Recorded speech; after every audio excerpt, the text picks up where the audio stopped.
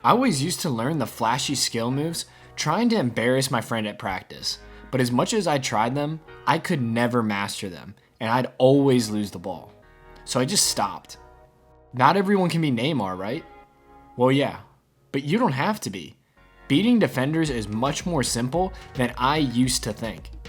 In this video, I'll show you the 7 most effective skill moves I know that are easy to learn too. Welcome back to the channel, or just welcome if you're new.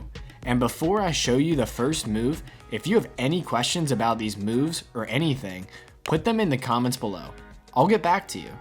The first skill move I have for you, and one of the most effective, is the body feint.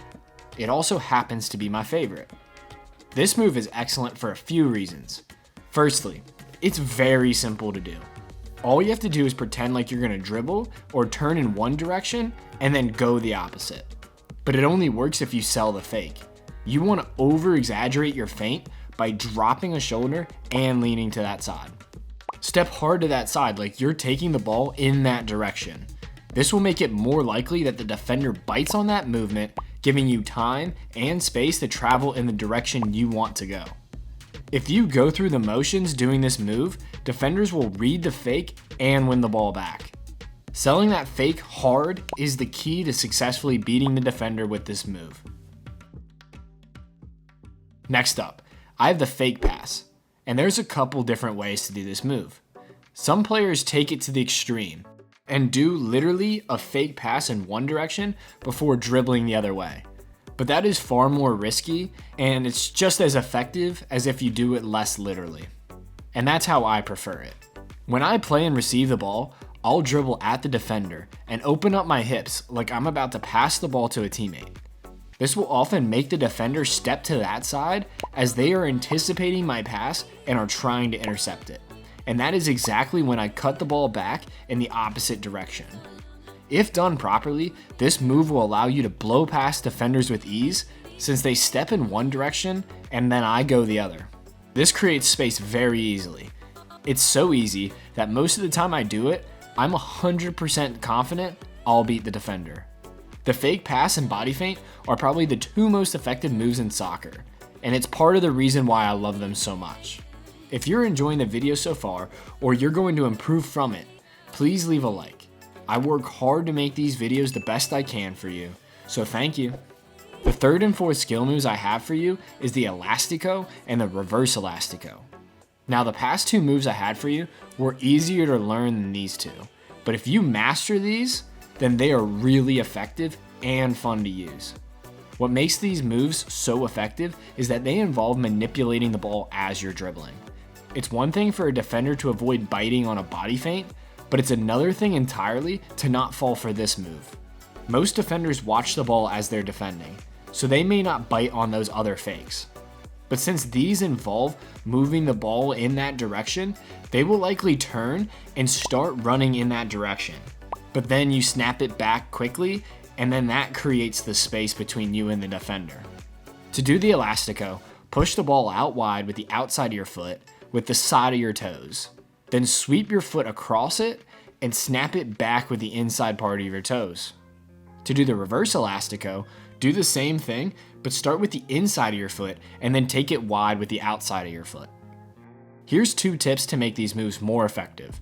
Firstly, keep your foot in contact with the ball the whole time like this. Taking your foot away from the ball makes it more predictable for the defenders to read and tackle. Also, as you get more comfortable with the move, make sure you're dropping a shoulder too. This paired with ball movement makes it extremely effective. The 5th skill move is the scissor step before bursting away. This move is great for similar reasons to the elastico and reverse elastico. Even though you don't manipulate the ball directly like in those moves, it has the added benefit of doing the fake around the ball. Like I said earlier, most defenders are focused on the ball when the attacker is running at them. This means that doing moves that manipulate the ball or that incorporate the ball can be very effective if performed properly. All that being said, I'd argue that the scissors are less effective than the other moves I've shown here since they are so common, but they are very easy to learn, which is a definite plus. In fact, they are so easy that most of you watching this can probably already do them. But if that's not you, don't worry. You can learn it really quick. Once you get the basics of the scissors down, really drop a shoulder and overemphasize your step to the opposite side to put the defender off balance before bursting away. For the next 2 skill moves, we're going to look at navigating through congested areas of the field. While they are useful for wide players, these ones are great for center mids and strikers too. First up, we have the Cruyff turn. This skill move is simple and easy to learn, as well as being very effective.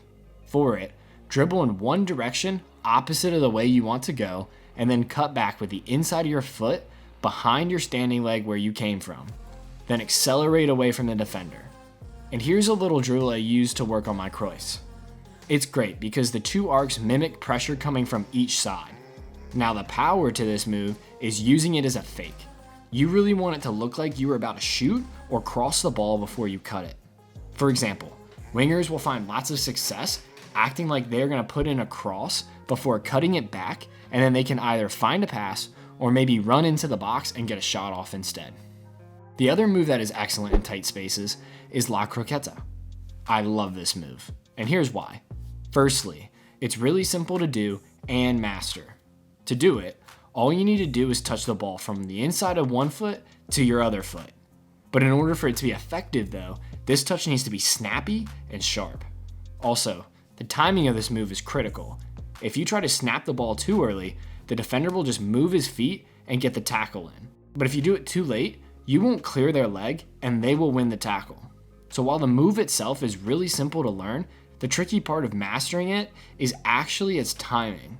Another reason I love it is that it can be used frequently to get you out of tight spaces or heavy pressure. Since it is so quick and easy to pull off, it is actually the most effective when under pressure, rather than when we think of beating defenders 1v1 in the traditional sense, like when you have time and space to run into. This is true for both La Croqueta and the Cruyff turn. They are more effective in tight spaces, and they aren't as good of moves to try and beat the last defender before getting a shot off or something. In those cases, a body feint, elastico, or scissors is probably the better option. Now before we get into some drills to improve at beating defenders 1v1, I have one tip to share with you. When defenders are defending you, they will get down into a stance like this. A slight squat with one leg forward, trying to force you to go to one side. Because of this, they will often wait for your touch to be heavy before stepping in and winning the ball. They expect you to go that way because if you don't, you're going to run into their leading leg and lose the ball. One fantastic way to beat a defender is going against their stance. But you can't just go the opposite way. Like I said, you'll run into their leg if they're defending properly. So if you want to cut against the defender, a great way to do this is by chipping the ball after doing your move over their leg. It doesn't need to be much, but that way, if their leg is sweeping across the tackle, the ball will go over it, and now you've created space to dribble into and beat the defender. If you want other tips like this, then subscribe so you don't miss the ultimate guide to beating defenders 1v1 that is coming out next week. Anyways, now that we know the most effective moves to beat defenders 1v1, we need some drills so that we are successful using them in games. Here's how I recommend learning each of these moves. It is a 3-step process. First thing, just find some field space that is large enough for you to dribble around in and freestyle dribble. Then practice whatever move you want to master or all of your moves on the fly. And do this as long as needed. For some players, they can completely skip this part for when they are learning moves like scissors or la croqueta. But for others, they may need to do this. And it varies depending on the move you're mastering too. Learning moves like the elastico will take a lot more practice than moves like the body feint. So try not to get frustrated if you're finding it difficult at the start. It's just part of the process. Speaking of, the second step of the process is to add defenders. You can do this by adding one cone to beat or by making a funky arc shape to make it feel congested like I do with a Cruyff turn. If I'm keeping it simple, I prefer to put at least 3 cones down to make the defender's area a little bit larger, since defenders can cover way more space than a single cone, but that's up to you and your preferences. Add some other elements to this as you get better at the moves to make it more game realistic, like taking a shot or whipping it across after you do the move, like you would do as a winger in games. I love to add tight space dribbling drills like cone weaves and Ronaldinho dribbling beforehand too, so that way I'm developing several areas of my game all at once. The third part of the process is using it in safe places. Before you go and try to beat every defender in games, try using these moves with a friend to see if you can beat them, or try these moves out in practice. Essentially, use them in a place where you won't get punished for making a mistake. We all hate making mistakes and costing our teams goals or getting screamed at by our coaches.